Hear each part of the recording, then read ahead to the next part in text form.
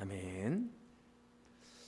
오늘은 사도행전 19장 말씀을 통해서 우리 사도 바울의 3차 전도 여행을 함께 살펴보도록 하겠습니다. 우리는 지금까지 바울의 2차 전도 여행을 살펴봤습니다. 튀르키예를 거쳐서 그리스 북부 지역 마케도니아, 빌립보, 데살로니가, 베레아에 이르고, 그리고 남부 지역에 있었던 아가야 지방에 있는 아테네와 고린도를 살펴보았습니다. 아테네에서 고린도까지 약 1시간 이상의 거리고, 그곳은 고린도 운하가 있었던 곳이었으며, 많은 배상인들과 또한 그곳에 아프로디테, 비너스 여신의 신전, 1000명 이상의 창녀들이 있는 그 신전이 있었던 곳, 엄청나게 세상적으로 타락했었던 곳. 그래서 2000년 전 관용어구처럼 고린도인처럼 살다라는 것은 방탕하게 살다라고 이야기할 정도로 그곳은 힘들고 어려운 것이었습니다, 영적으로. 그러나 세상 사람들이 보았을 때는 그곳은 돈이 많은 곳이었습니다.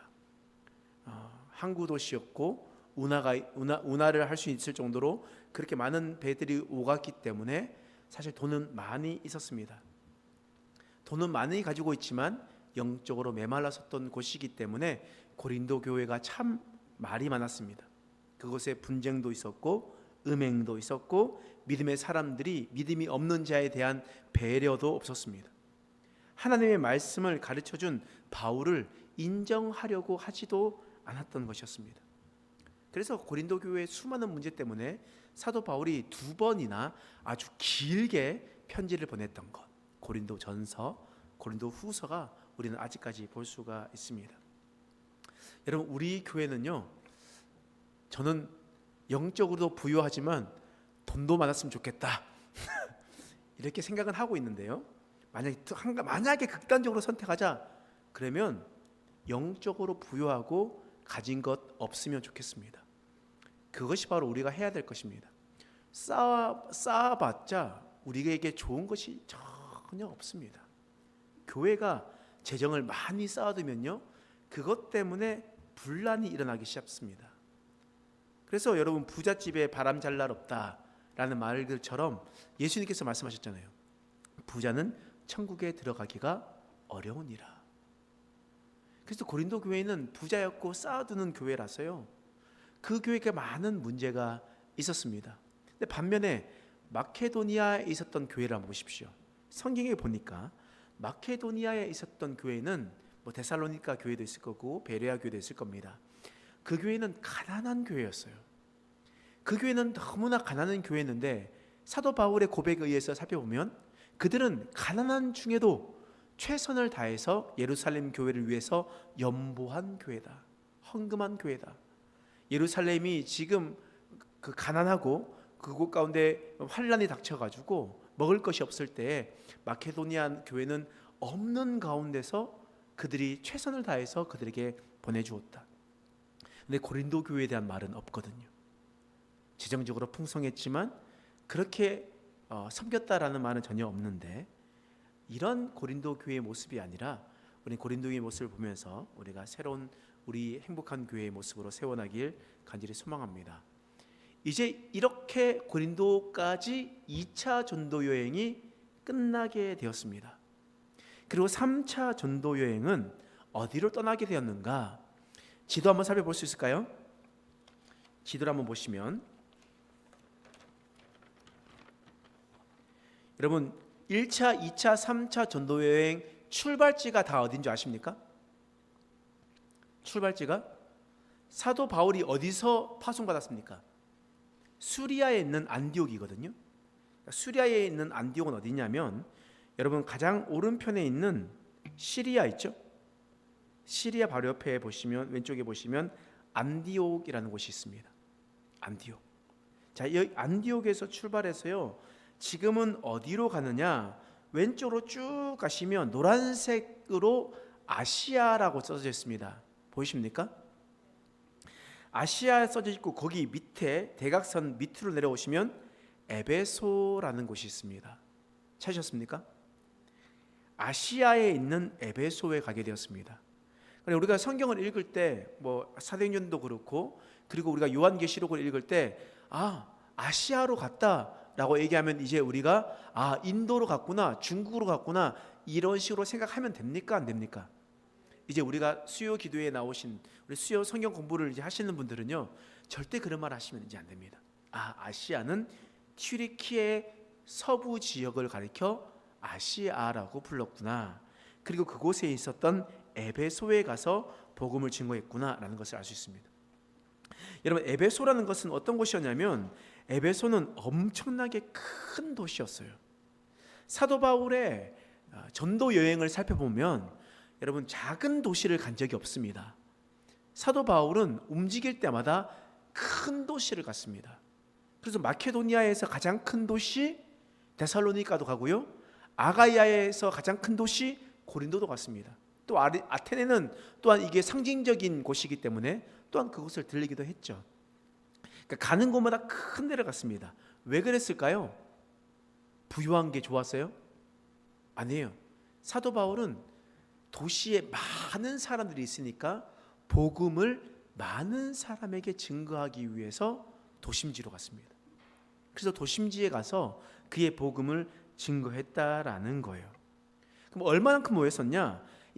이 에베소라는 곳은요 인구가 약 25만 명이었습니다. 지금 25만 명 그러면 뭐 별것 아니지 라고 생각할 수 있지만 지금으로부터 2000년 전이라는 것을 생각해야 돼요. 우리 김포도 제가 정확한 게 모르겠는데 김포가 신도시가 개발하기 전에 김포 인구가 몇 명이었습니까? 아시는 분?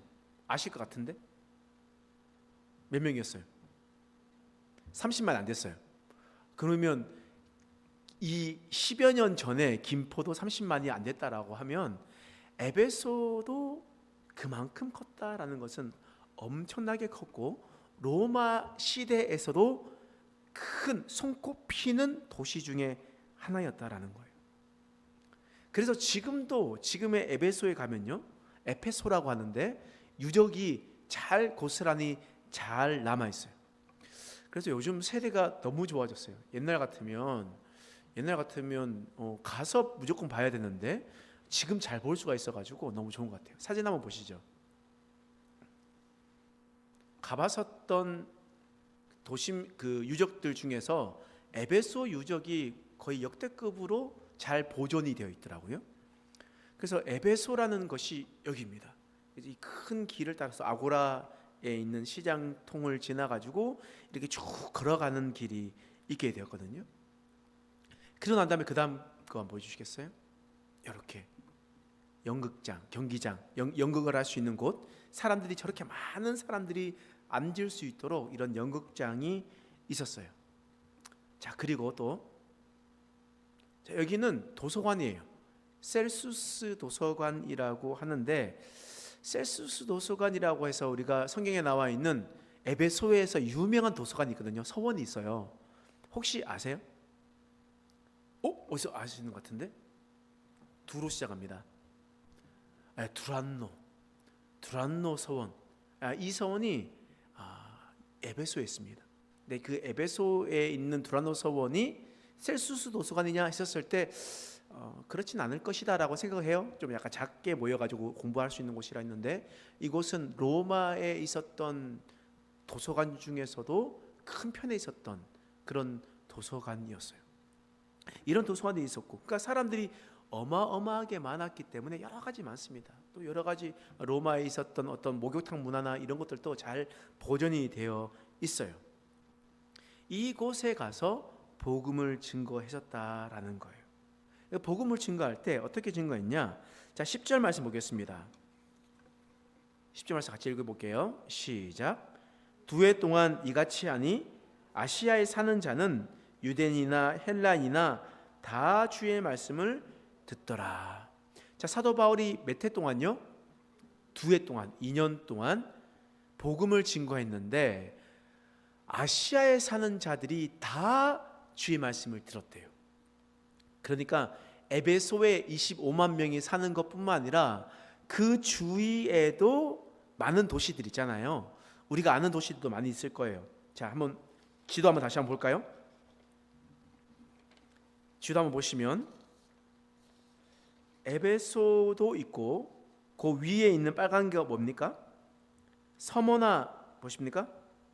그리고 위에 버가모, 오른쪽에 두아디라, 옆에 사대, 그리고 옆에 빌라델비아, 그리고 옆에 라오디게아, 그 옆에 밑에 위에 있는 골로새와 히에라볼리. 성경에는 히에라볼리가 되어 있는데 이게 여기는 히에라폴리스라고 불리는 곳이거든요. 튀르키예에서 되게 유명한 곳이에요. 어떤 곳이냐면 하얀색으로 되어 있어 온천수가 나오는 곳. 사진도 한번 지나가면서 한번 보셨을 겁니다. 이 흰색으로 다 되어 있어가지고 막 소금반 같이 보이는데 거기서 온천이 막 올라와가지고 사람들이 온천하는 곳. 그게 힐러폴리스거든요. 여러분 빨간색으로 되어 있는 게 어딘지 혹시 아십니까?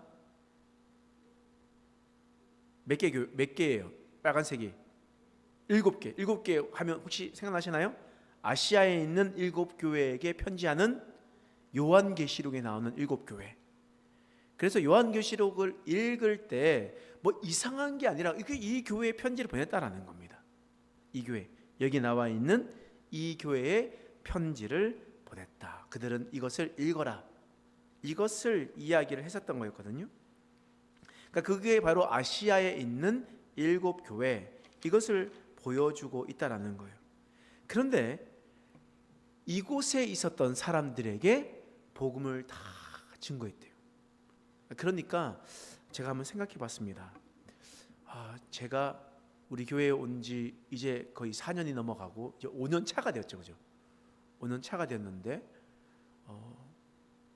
내가 25만 명에게 복음을 증거했나? 이런 생각을 해보니까 부끄럽더라고요.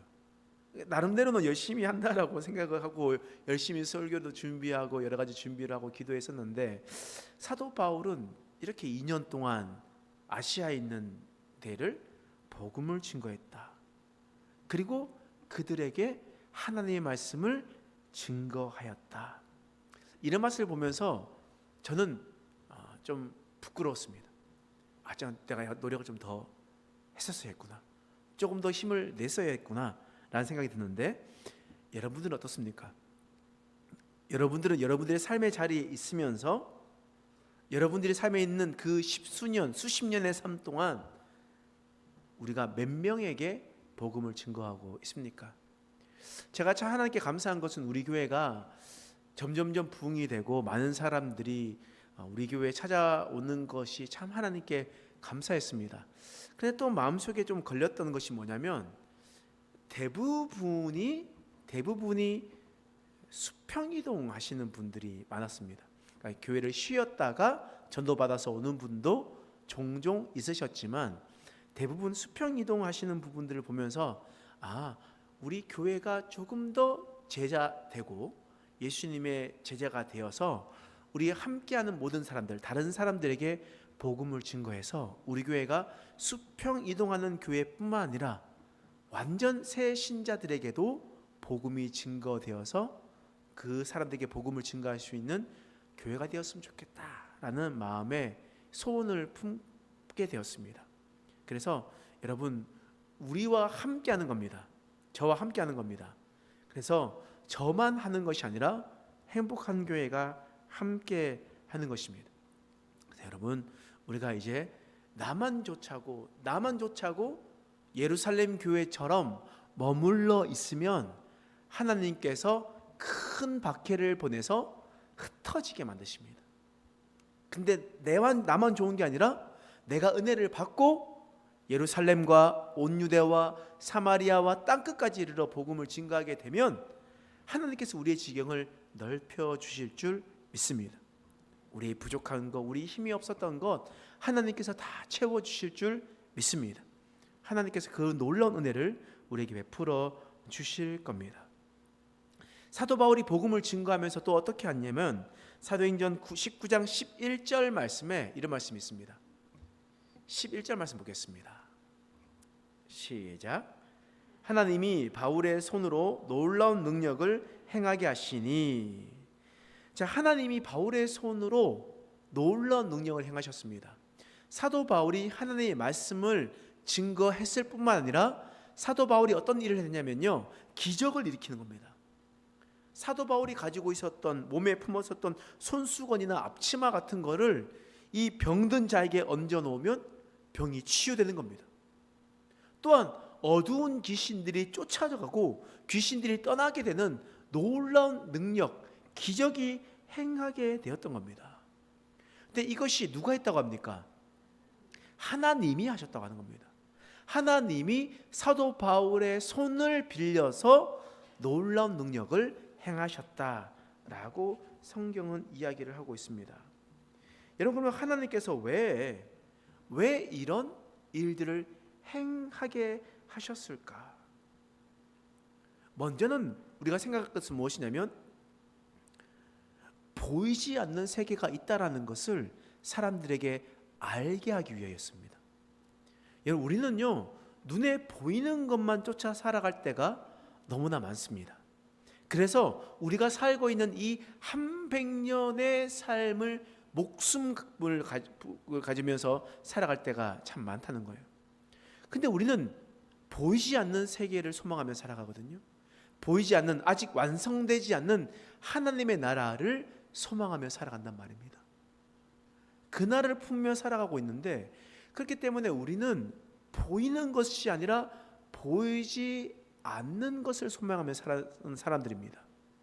또한 이 시대에도, 지금 이 순간에도 내 눈앞에 보이는 것뿐만 아니라 보이지 않는 영적인 세계가 있다라는 것 또한 우리는 알아야 됩니다.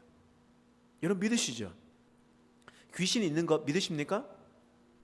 여러분, 귀신 있습니다. 우리 악한 영이 우리의 마음을 흔들어 놓는 거 있습니다. 하나님의 영이 우리 마음 가운데 말씀은 하시지만, 또한 반면에 사탄의 영, 악한 영은요, 우리의 마음을 자꾸 속삭이면서 우리를 망가뜨리려고 합니다. 우리 마음 가운데 거짓 메시지를 계속 심는 거예요. 하나님께서 은혜 주셔서 내가 은혜 받았어, 내 새로운 삶을 살아가야지, 내 힘으로 살아가야지, 은혜 받았으면 이제 어떤 일이 일어납니까? 사탄이 우리 마음속에 속삭이는 거예요. 너 안 돼, 포기해, 너 지금 될 것 같아, 너 같은 게 뭐 된다고, 너 사랑 못 받아, 너 인정 못 받아, 너 이렇게 살다가 끝날 거야, 하나님 나라 없어. 이렇게 계속해서 사탄은 우리의 마음을 자꾸 헤집어 놓습니다. 기억하십시오. 영적인 세계가 분명히 있습니다. 지금도 우리 마음속에 사탄 마귀는 거짓 메시지로 우리의 마음을 상처내게 만들고 우리의 마음을 힘들게 만듭니다. 우리가 절망 가운데 빠지게 만듭니다. 근데 하나님께서 바울의 손을 통해서 그것을 보여주신 거예요. 영적인 세계가 있다는 것을. 예수님께서 2000년 전에 오셨을 때 잠잠하던 귀신의 세계가 열렸습니다. 예수님께서 오시고 빛으로 이 땅 가운데 오시니까 어둠 가운데 있던 영들이 하나 둘 튀어나오기 시작했던 겁니다. 구약 성경에 보면 이 귀신에 대한 이야기가 그렇게 많이 나오지 않거든요. 그런데 집중적으로 예수님 때에 그렇게 많이 나왔었던 이유가 무엇이겠습니까? 빛으로 오신 예수님 때문에 어둠이 드러나는 겁니다. 캄캄하면 앞에 있는 장애물이 보이지 않아요. 그런데 빛으로 오신 예수님 때문에 그 장애물이 보이는 겁니다. 때문에 여러분, 은혜를 받기 때문에 우리가 어려움을 당하게 되는 겁니다. 내가 어려움을 당한다는 것은 내가 은혜를 받았기 때문이에요. 여러분, 요즘 김동현이라는 격투가 아시죠? 격투기 뭐 이렇게 방송인을 하시는 분, 그 사람이 자신의 제자들 데리고 이렇게 이리저리 막 다니면서 이렇게 실전 훈련하면서 이렇게 다니거든요. 그 제자들이 막 싸우고 이럴 때 뭐라고 얘기하냐면, 야, 훈련 많이 된다, 훈련 많이 된다, 이런 말을 계속해요. 그래서 요즘 젊은 이들 속에서 이게 유행어로 번지고 있습니다. 훈련 많이 된다. 그리고 막 두드려 맞고 이제 돌아오면 스트레스 많이 받을 거야. 스트레스 많이 받아도 집에 가서 그 이불킥 하더라도 그것이 너에게 도움이 될 거야 라고 합니다. 또 싸우다가 상대방이 좀 봐줘요. 봐주면 뭐라고 하냐면, 야, 그거 봐주는 거 너 자존심 상하는 일이야. 너한테 너 지금 봐주는 거 안 되는 거야. 최선을 다해야 되는 거야. 최선을 다할 수 있도록 너가 이끌어내야 되는 거야. 이런 말 합니다. 근데 저는 그 말을 들으면서 영적인 세계와 진짜 비슷하구나라는 생각이 들었습니다. 여러분, 여러분들에게 어려움이 없다라는 것은 어떤 의미인지 아십니까? 여러분들에게 스트레스가 없다라는 것은 어떤 의미인지 아십니까? 사탄이 여러분들을 내버려 둬도 된다고 생각하는 겁니다. 여러분들을 무시하고 있다는 거예요.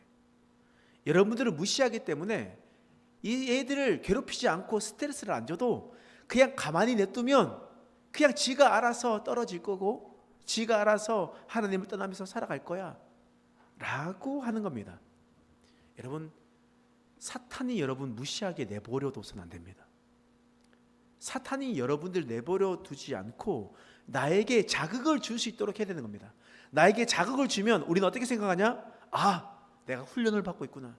내가 지금 성장을 하고 있구나. 훈련 많이 된다. 스스로 생각하면 됩니다. 훈련 많이 되는 거야 라고 우리는 생각을 하면 되는 겁니다. 그런데 우리 가운데 어려움이 없으면요, 이거는 큰 문제가 생기는 겁니다. 우리에게 스트레스가 있어야 됩니다. 스트레스가 있어야 우리가 성장을 하는 겁니다. 근데 우리는 이렇게 생각하죠. 아니요, 목사님, 저는요 그냥 화창한 날씨였으면 좋겠습니다. 그냥 해만 쨍쨍쨍 쬐었으면 좋겠습니다. 저는 그런 날만 있었으면 좋겠습니다 라고 이야기를 해요. 근데 여러분, 해만 쨍쨍 쬐면 어떻게 되는지 아십니까? 사막이 됩니다. 해만 계속 쬐면 사막이 돼요. 적당히 비도 오고 태풍이 돌아서 땅도 뒤집고 바다도 뒤집어 줘야지 그 생태계가 온전하게 이루어지고 잘 살아갈 수가 있는 겁니다. 하나님은 이런 사도 바울의 모습을 통해서 영적인 것을 드러나게 하셨고 영적인 것을 통해서 그들의 삶이 변화되게 하셨던 겁니다. 어떤 변화가 있었냐? 19절 말씀이에요. 읽어보겠습니다. 시작.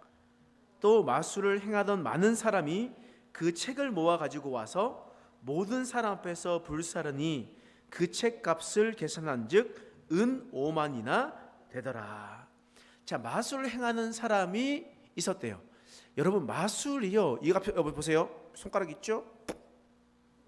없어졌죠? 이런 마술이 아닌 거예요. 여러분, 웃기려고 한 건데 죄송해요. 제가 실패했습니다. 이런 마술이 아니에요. 이런 마술이 아니라 이 마술은 뭐냐면 흙마술입니다. 그러니까 주문하고 주수를 넣어가지고 약물과 환각제를 내가지고 사람들을 조종하는 이런 흙마술 책이 있어요. 그때 그 당시에 2000년 전에. 그래서 사람들이 그 책을 많이 사서 에베소에는요 수많은 사람들이 이 흙마술 책을 가지고 이리저리 일을 했었던 겁니다. 근데 복음을 받아들이니까, 참된 빛으로 오신 예수님을 받아들이니까 어떻게 하냐? 그 책을 모아가지고 어떻게 했다고요? 사람들 보는 앞에서 불살랐대요. 불살랐대요. 아이 뭐 책 불살을 수 있죠 라고 얘기했는데 그 책 값이 얼마였다고요? 은 5만이었대요. 여러분, 은 5만이 얼마냐면요, 은 5만이 얼마일까요? 노동자가 137년 동안 일해야 될 돈입니다. 노동자가 137년 동안 일해야 될 그 책을 아까워서 어떻게 불살라요?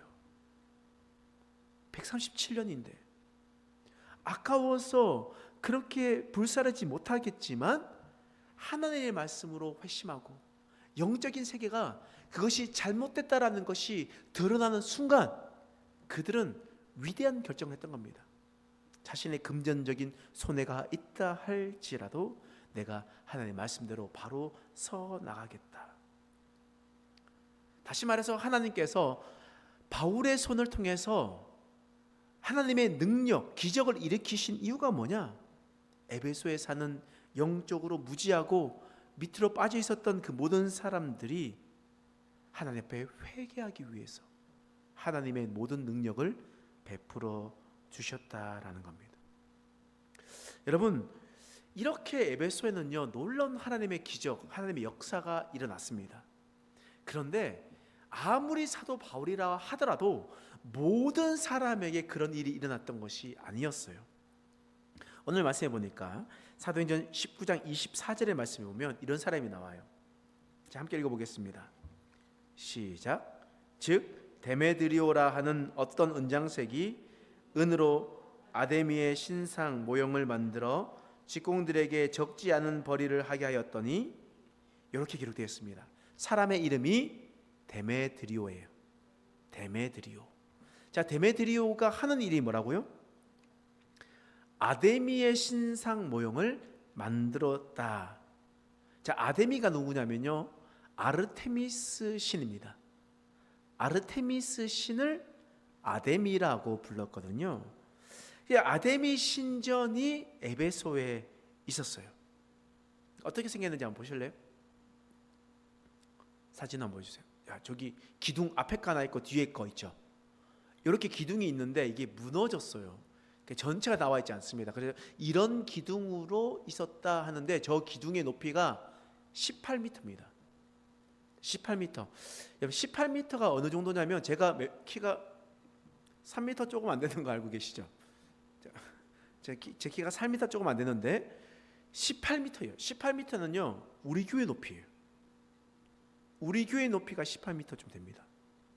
18m 높이인데요, 이게 137m까지 거리가 쭉 이어되어 있고요, 127개의 저 기둥이 세워져 있어요. 그러니까 축구장보다 더 넓은 땅덩어리에 127개의 대리석 기둥이 세워져 있어요. 그럼 얼마큼 크겠습니까?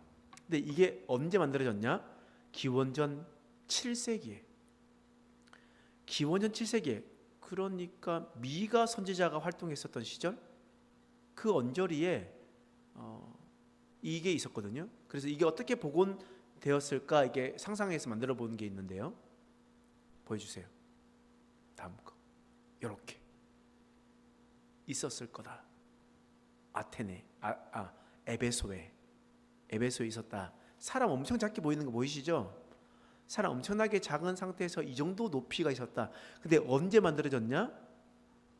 기원전 7세기. 그래서 세계 7대 불가사의 중에 하나가, 피라미드도 있고 여러 가지도 있겠지만, 여기 에베소에 아데미 신전, 아르테미스 신전이 있었다라는 거예요. 그러니까 이렇게 큰데 사람들이 어마어마하게 많이, 순례자들이 왔단 말이에요. 그럼 에베소는 항구 도시이기도 하고 무역을 하면서 돈을 많이 벌기도 하지만, 또한 아르테미스 신전이 있었기 때문에 아르테미스 신을 섬겼었던 사람들이 또한 성지순례 오기도 했습니다. 그래서 그곳에 많은 사람들이 와고 먹고 자고 물품을 사고 하고 있기 때문에 이 아르테미스 때문에 돈 버는 사람들이 되게 많이 있었어요. 근데 그 사람이 오늘 말씀해 보니까 데메드리오라는 사람 또한 아데미 신상을 만들어서 파는 사람이었다라는 거예요. 그러니까 에베소에 사는 사람들이 대부분이 아데미 때문에 먹고 사는 사람들이 엄청 많았다라는 겁니다. 그런데요, 사도 바울이 어떤 복음을 증거했냐면 26절 말씀 한번 읽어볼게요. 읽어보겠습니다. 시작. 이 바울이 에베소뿐 아니라 거의 전 아시아를 통하여 수많은 사람을 권유하여 말하되, 사람의 손으로 만든 것들은 신이 아니라 하니 이는 그대들도 보고 들으신 것이라. 자, 데메드리오가 사람들을 불러가지고 막 이야기하는 거예요. 자, 이 바울이 뭐라고 얘기하냐? 아시아 전체를 다니면서 뭐라고 얘기하냐면, 사람들에게 말하고 있다. 사람의 손으로 만든 것은 신이 아니다. 데메드리오는 뭐라고 했냐면, 데메드리오는 손으로 사람들을 불러가지고 은으로 신상을 만들었거든요. 그것을 팔았어요. 그리고 그것으로 적지 않게 먹고 살아가는 부자로 살아갔다. 근데 사도 바울이 와가지고 이 복음을 증거하는 겁니다. 사람의 손으로 만든 것이 신이 아니다. 그러면 이 말을 들었던, 복음을 받아 들었던 사람은 아데미의 신상을 사겠습니까? 안 사겠습니까? 그러면 데메드리오의 삶은 피폐해지겠죠. 그러니까 어떻게 하냐면요, 사람들을 데리고 와가지고 이제 사람들이 소동시키기 시작합니다. 야, 와봐라. 지금 이 바울이 이런 말한다. 이것 때문에 우리가 먹고 사는 것이 끊기게 될 것이다. 이 사람을 가만히 두어서는 안 된다 라고 얘기하겠죠. 자, 그랬을 때 사도행전 19장 28절 29절 읽어볼게요. 시작. 그들이 이 말을 듣고 분노가 가득하여 외쳐 이르되 크다 에베소 사람의 아데미여 하니 온 시내가 요란하여 바울과 같이 다니는 마게도냐 사람 가이오와 아리스다고를 붙들어 일제히 연극장으로 달려 들어가는지라. 자, 이 말을 듣고 분노를 가득해가지고 뭐라고 했냐면 크다 에베소의 아르테미스 신이여 라고 이야기하면서 자신의 신의 이름을 막 부릅니다. 그리고 사도 바울과 함께 있었던 가이오와 아리스다고를 붙들고 어디로 갔습니까? 연극장으로 갔다고 하는 거예요. 에베소의 연극장. 혹시 기억나나요? 연극장이 어떻게 생겼는지? 사진 한번 보여주세요. 다시 한 번 더. 연극장 사진. 여기에 데메드리오가 가이오와 아리스토아고를 붙들고 가가지고 중간에 딱 세워놓고 일제히 연극장을 모여가지고 사람들이 다 둘러서가지고 크다 에베소의 아데미여 아르테미스 신이여 라고 외치는 겁니다. 그러니까 성지 순례에서 느껴지는 희열과 이게 은혜가 있는데요. 어떤 거냐면 제가 저 중간에 딱 서봤거든요. 딱 서 있으면서 한번 상상해봤어요. 어떤 일이 있었을까? 수많은 군중들이 와가지고 소리를 지면서 있었을 때 그 자리에서 딱 서 있을 때 이런 일이 에베소에서 있었구나. 2000년과 지금의 시대가 맞물려서 흘러가는 이런 느낌. 이거는 성지가 아니면 잘 느끼기가 힘든 거거든요. 그래서 우리가 꼭 나중에 가야 됩니다. 성지를 가야 됩니다. 이런 일들이 있었다는 거예요. 여러분, 하나님의 복음이 증거돼도요, 복음을 받아들인 사람이 있나 반면 그것을 통해서 또한 이 소동을 일으키는 사람도 있다라는 것을 우리는 기억해야 됩니다. 그리고 자신의 삶에 위협이 생기면 폭주하는 일들도 생긴다라는 것을 우리는 기억해야 됩니다. 왜냐하면 사탄 마귀는 우리의 복음이 증거되고 널리 퍼져나가는 것을 막고 싶어 하거든요. 어떤 이들은 복음이 받아들여져서 자신이 있었던 모든 흑마법서를 불태우는가 반면 어떤 사람들은 소동을 일으켜서 이 일을 크게 만들고 사람들을 죽이려고 하는 일들 또한 일어나게 된다는 겁니다. 이 모든 것이 악한 영의 계략이다라는 것을, 보이지 않는 세계에서 일어나는 일들이라는 것을 우리는 기억합니다. 우리의 세계는요, 혈과 육의 싸움이 아닙니다. 보이는 것들의 싸움이 아니에요. 보이지 않는 것들의, 악한 권세 잡은 자들과의 싸움인 것을 기억해야 됩니다. 우리의 싸움은 영적 전쟁입니다. 사도 바울은 이렇게 복음을 오랫동안 증거하면서 계속해서 영적인 싸움을 싸워나갔던 사람이었습니다. 복음을 증거했습니다. 여러분, 이렇게 복음을, 하나님의 말씀을 증거할 때 하나님께서 큰 권능을 일으켜 주셨고 그 권능을 통해서 수많은 영적인 세계를 보게 하셨습니다. 그리고 그들이 또한 회개하고 돌이키기도 하였습니다. 또한 반면에 그 영적인 세계에서 악한 것들은 그 복음이 증거하지 못하도록 막는 일들 또한 있었던 겁니다. 우리가 이것을 잘 기억해서 우리가 어떤 삶을 살아가야 되는가, 우리가 사도 바울 같이 또한 복음에 있어서 최선을 다하는 삶, 우리가 이 복음을 향해서 끊임없이 목숨을 바치는 삶을 살아가는 또 저와 여러분 되시기 간절히 축원합니다. 기도하겠습니다. 하나님, 오늘 말씀을 통해서 우리를 깨닫게 하시니 감사합니다. 사도 바울은 에베소에서 최선을 다해서 수많은 사람들에게 복음을 증거했습니다. 하나님의 말씀을 증거하면서 그들은 영적인 것을 선포했습니다. 영적 의무로 돌아온 사람도 있었지만 또한 그것을 통해서 돌아오지 않는 자들 또한 있었습니다. 하나님, 우리가 어느 쪽에 있는지 기억하게 하여 주셔서 우리가 지금까지 살아가는 복음 증가하는 삶에서 영적인 싸움을 끝까지 싸우고, 우리의 싸움은 우리가 하는 것이 아니라 하나님께 속해져 있다는 것을 기억하고 하나님께 모든 것을 맡기며 살아가는 인생 되게 하여 주시옵소서. 감사드리며 예수님의 이름으로 간절히 기도드립니다.